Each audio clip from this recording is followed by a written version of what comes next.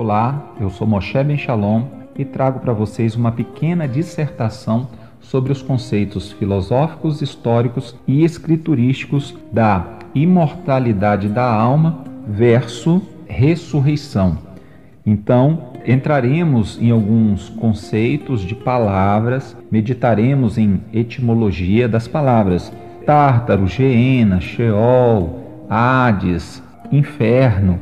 Nós temos que entender toda a herança que recebemos de culturas diversas, de várias civilizações e até mesmo de impérios que se sucederam no decorrer do tempo na Terra.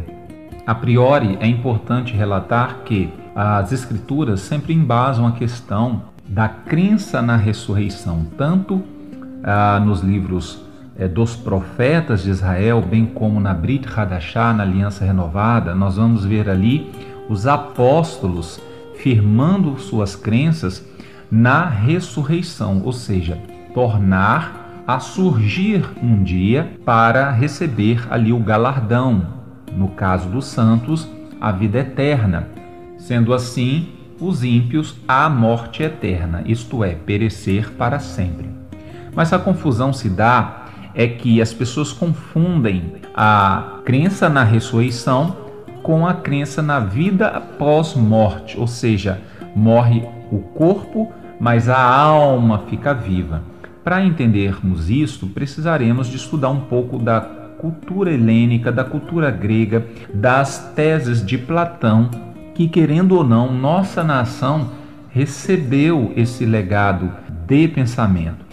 Muitas pessoas me perguntam, Roshi, mas por que então muitos dos judeus acreditam em imortalidade da alma? Bom, eu sempre respondo o seguinte: veja quantos exílios nosso povo sofreu, por onde eles passaram. Embora as Escrituras sejam categóricas em dizer que a alma é você, ou seja, você não tem uma alma, você é uma alma. Quando o Eterno forma o homem do barro e ele sopra na narina deste homem, chamado Adam, em hebraico Adão, e diz assim: e ele passou a ser alma vivente. E não diz que ele passou a ter, mas o verbo usado ali é o verbo ser e não ter. Logo, Adão é uma alma vivente e não tem uma alma vivente. Mas essas confusões se deram devido à assimilação das culturas das nações pelas quais passou o nosso povo. Israel ficou no Egito 430 anos, quase a idade do Brasil. Então, se você nasceu na cultura brasileira, de um povo que vem recebendo várias heranças, várias culturas, e nós acostumamos com as festas que temos, nós acostumamos com o nosso modo de vida. Então, o período que Israel passa no Egito, basicamente, é quase o tanto dos anos da história do nosso país, do Brasil. Sendo assim, qual era a crença predominante dos egípcios? Na terra de Mitzraim, o Egito, Israel recebeu uma carga muito forte da crença na imortalidade da alma, ou seja, o homem morre, mas a sua alma é indestrutível. Contradizendo assim o que encontra-se no Tanar, a alma que pecar, esta morrerá. As Escrituras sempre tratam da alma como um ser vivo. O ser humano é uma alma viva e ele não possui uma alma que vive independente do corpo. Bom, isso nós vamos ver mais à frente um pouquinho. Então, entenda que a crença predominante, peculiar dos egípcios, era sim a crença na imortalidade da alma. Eles viviam para se preparar para o dia da partida e os faraós levavam muito ouro consigo, daí a construção das pirâmides, verdadeiros túmulos, mausoléus, para toda uma questão de sobrevivência depois de estar morto. Israel, ele sai do Egito e traz consigo esse pensamento da imortalidade da alma. Não bastasse isto, mais à frente, o que acontece? Israel também é levado cativo para a Babilônia por conta dos pecados e passa ali na Babilônia 70 anos aprendendo e assimilando novamente uma cultura que acreditava que a alma era imortal. Mas todo esse conceito vem muito antes mesmo da Babilônia. Se você olhar em Bereshit, no livro de Gênesis, o Eterno disse a Adão: se você comer do fruto desta árvore, certamente morrerás. Mas quando Eva conversou com a serpente, o que a serpente disse? Certamente não morrerás. Então esse conceito de que o homem morre, mas não morre, é a linguagem da serpente. Pena que a maior parte das pessoas acreditam na voz da serpente ao invés do dito do Eterno, que o homem realmente morre.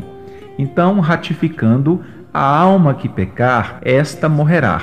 Eu não vou entrar muito nessa questão, porque eu já tenho artigos sobre no meu Face, no site Ohel Mashiach, Tenda do Messias, sobre o mito do seio de Abraão, falsos pilares da imortalidade da alma e outros artigos.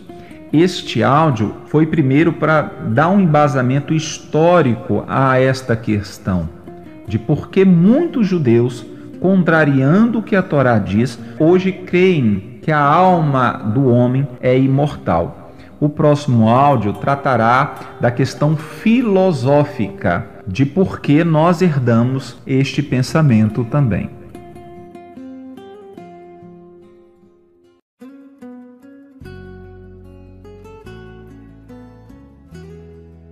Continuando, parte 2, agora mais o conceito filosófico. Depois de ter entendido toda a questão histórica, o choque cultural que Israel sofreu estando em exílio, tanto no Egito, 430 anos, com mais 70 anos na Babilônia, somando os dois, nós temos aí 500 anos de exílio, de choque cultural, de choque ideológico. Então, haja mentalidade para suportar tamanha influência das nações que tanto um império quanto o outro tinha em comum a crença na imortalidade da alma.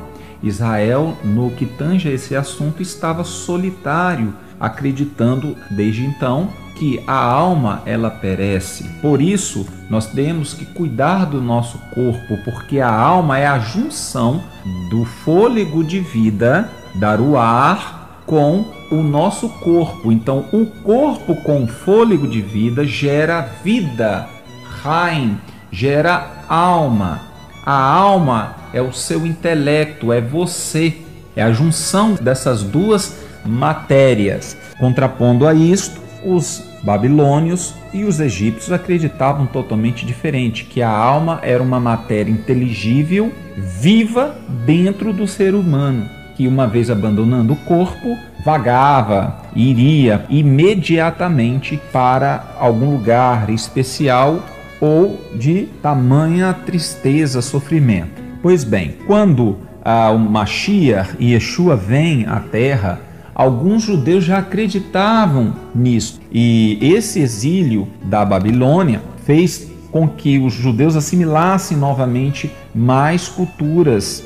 Fato este que os essênios apartaram-se da adoração que era oferecida ao Eterno no templo por conta da contaminação. Os judeus, voltando da Babilônia, trouxeram o calendário babilônico, tanto que os nomes dos meses do calendário judaico é um análogo aos meses do calendário da Babilônia. Mas não quero me aprofundar neste assunto, só mostrando que assimilaram muitas coisas e trouxeram também a crença novamente na imortalidade da alma. A pergunta feita a Yeshua: mestre, quem pecou para que ele nascesse assim? Ele ou o pai dele? Ora, esta é uma pergunta de cunho espírita, da crença na imortalidade da alma. Por quê? Como ele mesmo poderia pecar para que ele mesmo tivesse nascido assim? Você percebe aí a pergunta de cunho espírita? Na época não era chamada espiritismo, mas necromancia. Mas você percebe aí a crença na reencarnação embutida ali. Por quê? Por conta da assimilação das nações, uma vez que as escrituras não trazem essa informação a nós. Ponto. Bem, Logo após o primeiro, segundo, terceiro século, os apóstolos que andaram com Mashiach haviam morridos, e saiba você que o que Roma não conseguiu pela força, a Grécia conseguiu pelo intelecto. Roma, sendo assim, foi a nação mais sincrética que existiu no tocante a império, porque o que Roma achava interessante nas nações pegava para si. Então a força intelectual de Roma era helênica, era a força do pensamento grego. E aí entra Platão. Platão foi um filósofo que ele acreditava piamente na imortalidade da alma. Ele acreditava que a matéria, tudo é perecível, mas a ideia, a sabedoria da ideia, ela era imortal. Portanto, de Platão vem toda essa tese de que esse corpo é uma carcaça pesada, é um fardo que temos que carregar, e que a libertação da alma acontece após a morte. Então, quando Platão estava prestes a morrer, ele estava feliz, porque ele acreditava que, a partir de então, ele poderia transitar no campo, no mundo das ideias, sem o fardo deste corpo. Daí surge algumas seitas gnósticas, porque a Roma estava já assimilando a cultura judaica, porém no pensamento platônico. Assim, não é difícil perceber que é um choque de ideias que, quando Roma começa a assimilar a cultura dos judeus no pensamento platônico, que era o pensamento no que tange a alma, a imortalidade, era o que ganhou notoriedade, o pensamento vigente da época. Então, quando o Yeshua ele fala em paraíso, eles estão pensando em desencarnar. Eles estão pensando que depois da morte já tem o imediatismo, o galardão imediato. Quando ele promete ao malfeitor no madeiro, em verdade vos digo hoje, então Yeshua faz uma promessa, estarás comigo no paraíso. Eles, ao traduzirem com a mentalidade filosófica platônica, colocaram, em verdade te digo que hoje estarás comigo no paraíso, como se o Mashiach estivesse no paraíso naquele dia. Só que o conceito judaico de paraíso é o Gan Eden, é a reestruturação do planeta Terra voltando ao seu estágio natural, anterior à queda do homem. Mas o conceito de paraíso helênico eram os conceitos da imortalidade da alma, de desprender-se do corpo. Logo, Yeshua fala, em verdade vos digo hoje, eu estou dizendo nesse momento, e fez uma promessa futurística, estarás comigo no paraíso. E eles traduziram como, em verdade te digo que hoje estarás comigo no paraíso. Aí surge uma problemática, porque se 3 dias depois, ao ressuscitar e aparecer pela manhã Maria Madalena, Miriam Magdalá, Yeshua fala, não me detenhas, porque ainda não subi ao meu Pai. Logo, o paraíso que Yeshua prometera ao malfeitor foi estar na terra restaurada. Esse era o conceito de Yeshua e o conceito bíblico de paraíso, e não estar no céu com o eterno, porque Yeshua 3 dias depois não tinha se apresentado, provando que ele passara os 3 dias realmente morto. Aí Salomão Shilomo diz assim, na sepultura para onde vais, não tem memória, projeto, ciência, sabedoria alguma. Veja que Yeshua não teve com Hashem, com Adonai, enquanto esteve morto, porque o morto está morto. Vamos entrar agora no próximo áudio sobre os conceitos das palavras, né? Etimologia das palavras. Geena, você entender Hades, entender Sheol, Tártaro. Até lá.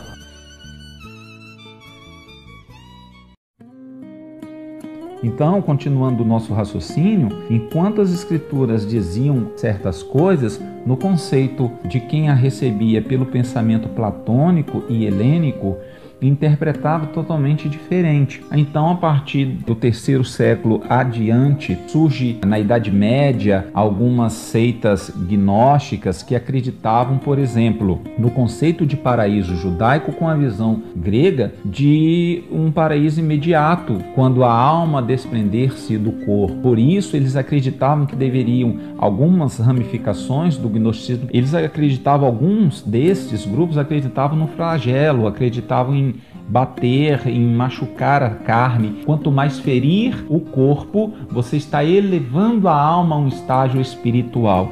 Então tudo isso surge com o pensamento de Platão e a própria distorção do pensamento de Platão. Então Platão acreditava que ele iria, depois da morte, andar, vagar no mundo das ideias, que para ele este mundo era eterno, sendo que as escrituras narram para nós que a alma perece, a alma morre, a alma é você. E Adão passou a ser alma vivente e não ter uma alma que vive. Sendo assim, conceitos também do paradeiro do homem após a morte virou uma mitologia. Por quê? O conceito Sheol no hebraico é sepultura, lugar de depositar o corpo do morto. Então quem morre vai para o Sheol. Tanto é que algumas bíblicas, com o pensamento ainda da herança platônica, trazem quando vai para o além.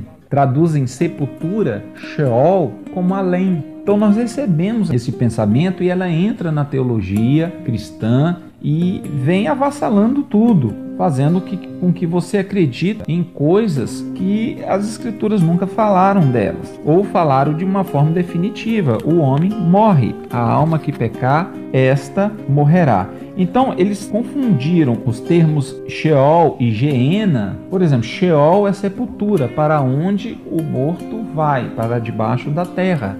Geena já era um lugar que os idólatras judeus, israelitas, levantaram altares, levantaram adorações a Baal e queimavam seus filhos a Baal, passavam seus filhos pelo fogo para dar essa indevida adoração. Isso você vai ver em Jeremias 7,31, que esse local onde eles levantavam esses altares para Baal ficava perto de Jerusalém, chamado um local Vale do Rinom. E esse lugar é exatamente onde Josias depois começou a colocar ali cadáveres de animais e dos ímpios também que pecavam, jogavam. Ali servia mais como um receptáculo para que se colocasse ali corpos para que fossem queimados. E ali, por conta de colocar esses corpos, que era o Vale de Rinom, começaram ali vermes se multiplicarem, de forma que era necessário atar fogo, e um fogo até contínuo, para que essa imundície toda não contaminasse a cidade de Jerusalém. Diante deste cenário, Yeshua ele diz ali: aonde o fogo não apaga e o verme não morre. Se você apagar o fogo, o verme vai se multiplicar. Então, saiba você que o Vale de Rinom, o Geena ali, ele existia nos dias de Yeshua. Só que Yeshua se refere à passagem do último capítulo de Isaías 66, quando fala que o verme não morre e o fogo não se apaga. Ora, se estivesse falando de imortalidade da alma, o verme também teria que ser imortal, porque o verme não morre. Daí você vê que é uma força de expressão e não uma literalidade. E o fogo que não se apaga é porque, sem essa base histórica, você vai imaginar que é um fogo que vai ficar queimando as pessoas eternamente. E aí você não vê nenhum pingo de justiça num Elohim, que uma pessoa peque, que ela peque aí 15 anos da sua vida, 20 anos da sua vida, agora vai sofrer num fogo eternamente. Nós não temos a concepção do que é uma eternidade, porque nós somos mortais. Então, você não tem como dimensionar o que é colocar alguém para sofrer num fogo queimando eternamente. Aí entra o conceito de Hades. Hades, na mitologia grega, era o deus irmão de Zeus, era o deus do submundo. Hades vem de Aides, no grego, quer dizer invisível. Então as pessoas acreditavam que ao morrer, e inclusive na cultura helênica grega, se colocava 2 moedas de prata nos olhos para que o barqueiro Charon levasse até o submundo, e era um lugar de sofrimento. Então imagine que quando eles começaram a ter contato com as escrituras, eles traduziam no seu subconsciente automaticamente os conceitos judaicos para os conceitos gregos já pré-estabelecidos na cultura. Então eles começaram a entender o Geena, que era um lugar físico em Israel onde se queimava defuntos, com o Hades, o lugar do sofrimento, né? Ou o Tártaro, que era o lugar do submundo, o pior lugar do Hades, né, digamos assim. começaram a entender o Tártaro, na verdade, como purgatório criado mais tarde pelo catolicismo. Então você vê aí choque de várias culturas e nós somos herdeiros dessa mistureba, dessa miscilança, dessa miscigenação, desse sincretismo cultural. Por isso, se faz necessário voltar-se às Escrituras com um pensamento único, tentando abstrair dela todas as informações necessárias. Porque se você for olhar o que certas denominações judaicas, vertentes judaicas hoje apregoam, são coisas totalmente ou ali do Talmud, já oriundo das concepções egípcias e principalmente babilônica, com o pensamento atual ocidentalizado da cultura da imortalidade da alma, que vem desde Platão. Então eu estou te dando várias vertentes históricas para você entender por que alguns judeus não acreditam em imortalidade da alma, porque esses são mais aptos a buscarem, atentos a buscarem nas Escrituras o que o Eterno falou, enquanto que outros vão baseando-se mais na questão filosófica herdada. Entenda você que eles mudaram ali a questão de Sheol, que é sepultura, o morto vai para debaixo da terra, ou para as cavernas antigamente, que eram os sepulcros dos mais ricos em Israel. Trocaram para a questão de além, ou seja, querendo dizer que o morto não está morto. Portanto, o Eterno proíbe categoricamente falarmos com os mortos, porque o Eterno sabe que são shedim, são espíritos malignos que vêm como supostos mortos para nos enganar com doutrinas de demônios. O Tártaro vira o purgatório, o Geena vira o Hades, toda esse malabarismo, porque o Eterno disse lá no Éden que o homem certamente morreria se pecasse, mas a serpente disse certamente não morrerás. Hoje as pessoas acreditam que o morto morre, mas está vivo de alguma forma. Aí vem o imediatismo, que é totalmente contra as Escrituras, porque as mesmas dizem que Yeshua, quando voltar, estará com um galardão para dar a cada um segundo suas obras. Quando ele voltar, ele não voltou, logo não tem ninguém nem no paraíso, nem no purgatório, nem sofrendo. O morto está morto aguardando o juízo. Davi falou por profecia: quando eu acordar, ou seja, ressuscitar, me satisfarei com a sua semelhança, porque ele não enxergou Mashiach com seus olhos carnais, embora o enxergou com seus olhos espirituais. Estevão disse em Jerusalém: eis o túmulo de Davi estar até hoje no nosso meio, e ele não subiu aos céus. Ora, se Davi não foi para o céu, quem dirá qualquer um de nós? Então, se você for olhar com os olhares atentos para as Escrituras, você perceberá que as Escrituras embasam a crença na ressurreição. Shaul, Paulo disse: se ele não ressuscitou, é vã nossa pregação. Ora, se ele já tinha feito o sacrifício, como seria vã essa pregação se caso o Mashiach não tivesse ressuscitado? Shaul estava falando: se ele não ressuscitou, ele está morto. E se ele está morto, nós também morreremos. Mas se ele levantou dos mortos para viver eternamente, temos aí sim uma convicção, uma boa esperança, uma boa nova de que também um dia ressuscitaremos e teremos vida eterna. Então Shaul, ele mostra que o ato de crer na ressurreição é muito mais poderoso do que simplesmente acreditar na morte, no sacrifício do Mashiach. Porque se ele não ressuscitou, mesmo tendo feito sacrifício, é vã a nossa pregação. Então os apóstolos, bem como os profetas, acreditavam na ressurreição, de um dia voltar a viver, como a própria palavra já, o conceito da palavra nos ensina, do que na vida pós-morte. Aí é kardecismo, é espiritismo, que vem da crença desde os necromantes, que o Eterno mandava exterminar, porque o Eterno sabia que essa doutrina é nociva à sã doutrina.